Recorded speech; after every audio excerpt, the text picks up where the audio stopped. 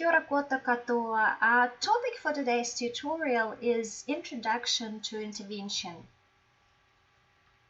And today we're going to cover definitions of early intervention, early intervention practice framework, benefits of early intervention. We'll talk about empowering parents and also about using evidence-based practice. So the actual concept of intervention has gained increasing status since the rapid rise of special education as a discipline. And this is following President John Kennedy's funding and interest in the early 60s. So the concept of intervention is based on the evidence that developmental trajectory of children with special education needs can actually be positively diverted through changes to the context of their development. And this is, of course, as we know, in sharp contrast to the increasingly outdated notion that genetics, DNA, and biology sets an unmodifiable life path. And this is the theory of biological determinism. So, as we know, in recent years, more research has been conducted in order to review the evidence base supporting early intervention.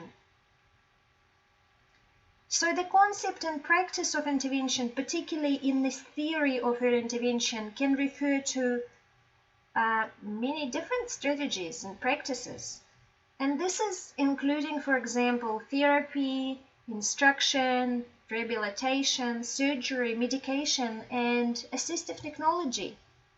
And there are so many synonyms, terms, and jargon associated with early intervention. However, the general meaning is that change can happen, and it is critical to remember that this is associated with hope for our families and children.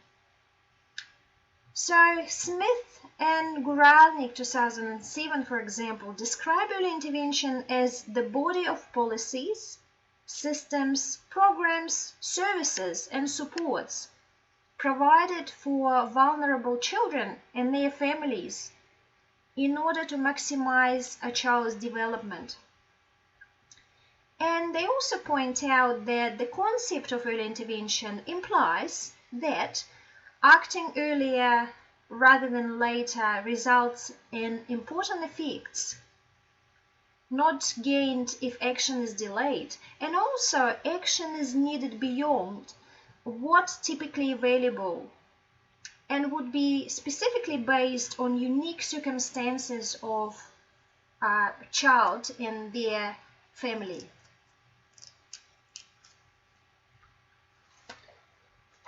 So in many countries, as we know, the involvement of parents in early intervention is either mandatory or strongly encouraged. And this is including in New Zealand, where early intervention professional practice framework advocates family-centered practice and also the importance of parental contributions to assessment and analysis of children's needs and progress. So we know that the early intervention professional practice framework is also based on the principles of inclusive practice, natural environments for service delivery, the importance of intervening early, team approach, and also culturally appropriate interactions with children and families. So when we talk about some benefits of early intervention for children, analyses of the course of intellectual development for children who are at risk and those with established disabilities, in the absence of early intervention, have revealed the existence of general decline in children's intellectual development, which is occurring across the first 5 years of life. And there is now research, of course, showing that the declines in intellectual development that occur in the absence of systematic early intervention can be substantially reduced by interventions implemented during the crucial first 5 years of life.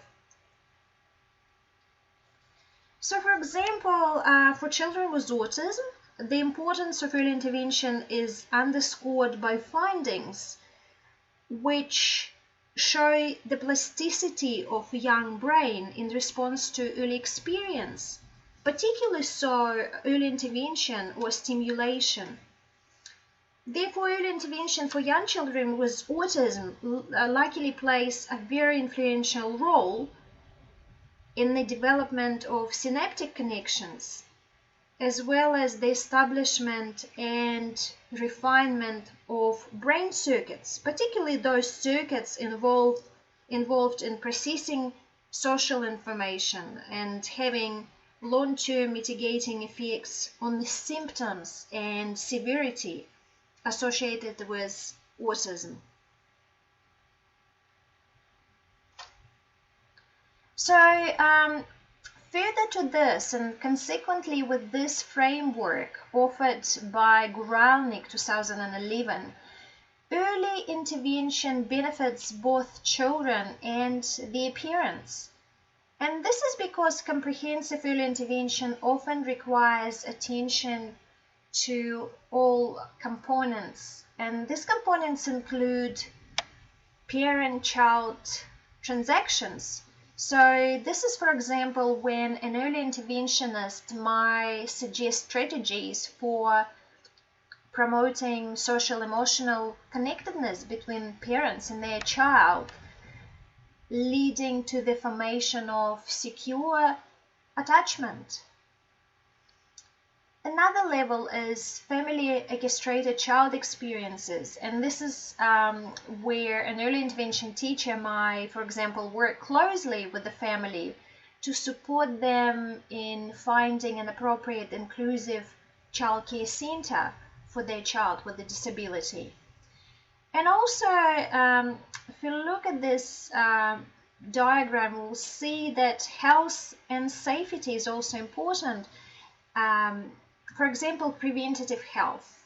And in this case, an early intervention teacher might suggest a hearing test for a child to rule out a possibility of a hearing loss, for example. So studies have consistently shown that enhancing these three core components brings particular benefits to children's social and cognitive competencies via organizational processes such as executive function, motivation, and emotion regulation, and their developmental resources such as their level of language and motor development. So this framework by Guralnik can provide an understanding with respect to why intervention works, based on developmental and intervention science.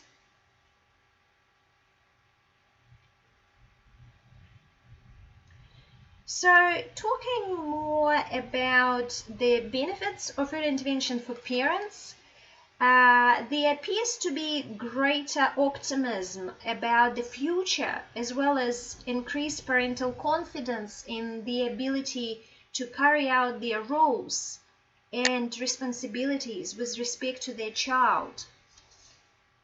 Early intervention can have very powerful effects of giving back dignity, respect, and self-control to those parents who might be in a vulnerable time of low self-confidence and intense feelings of guilt and self-blame.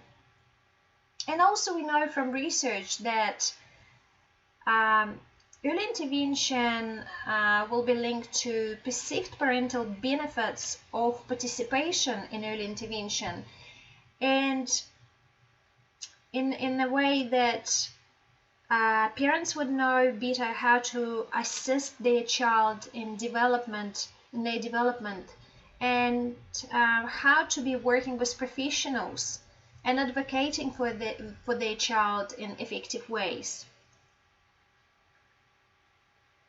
And I would really like to specifically focus here on empowering parents through the process of early intervention to advocate for their children.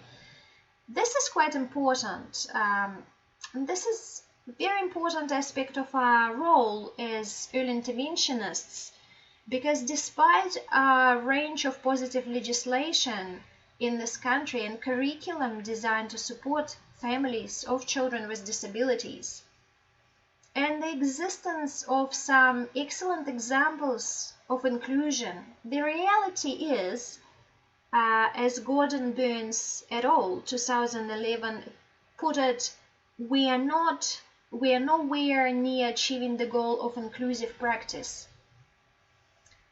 So, New Zealand-based research provides direct evidence of settings where, unfortunately, children with disabilities are undervalued, seen as burden, excluded from a variety of activities. They are prevented from accessing the curriculum, and families are often encouraged to enroll elsewhere. In some cases, parents were told that their child could not attend except when an education support worker was in attendance. And that is meaning that child would attend only for a limited amount of hours. So some parents are told that in order for their child to be enrolled full-time, they need to pay additionally for services of a support worker.